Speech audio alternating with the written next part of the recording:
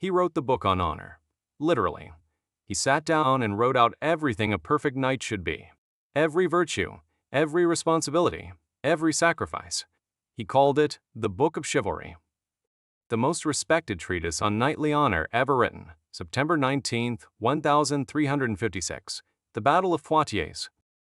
Geoffroi de Charny held France's most sacred battle banner, the Oriflamme, the holy red flag that meant no mercy, no surrender.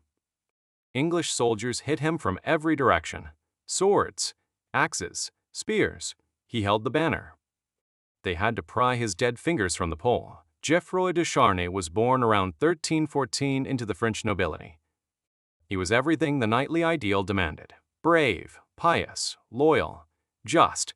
But what made him unique was that he wrote it down, the Book of Chivalry. A systematic examination of what it meant to be a knight, what you owed your lord, your God, your enemies, your own soul. He didn't write it as theory. He wrote it as practice. He had lived every line of it.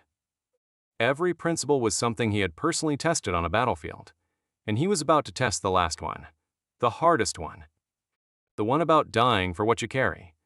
The Oriflamme was not just a flag, it was France, the sacred battle standard of the French kings. A blood-red banner kept at the Abbey of St. Denis, only taken out in times of national crisis. Carrying the Oriflamme was the greatest military honor in France. It also meant something else. When the Oriflamme was raised, no prisoners would be taken. No quarter given.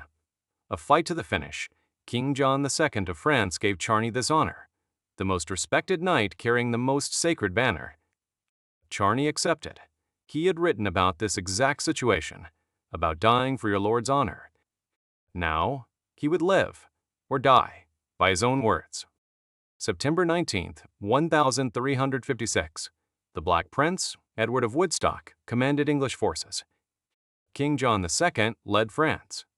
The battle turned badly for the French. English longbowmen decimated the French cav. Owry.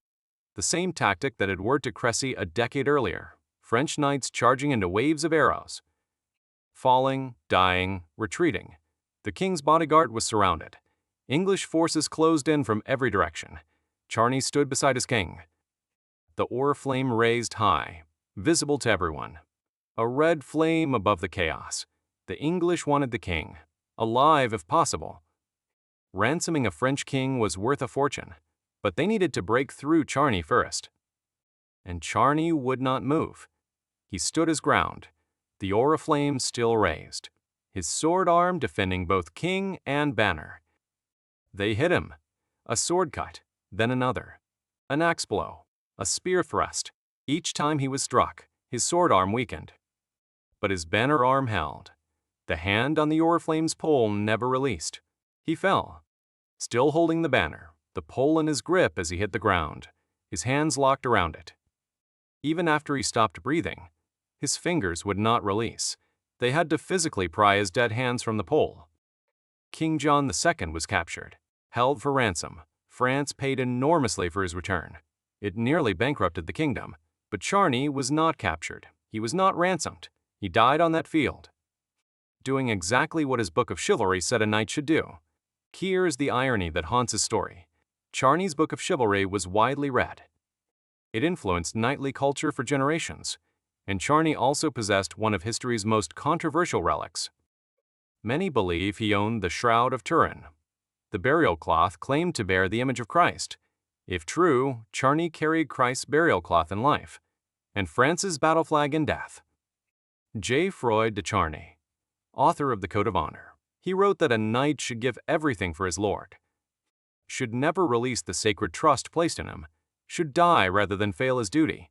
Then he went out and did exactly that, not because someone was watching, not for fame or reward, because he believed every word he had written. The man who wrote the book on honor died proving he meant it. Subscribe, because some people actually live what they preach.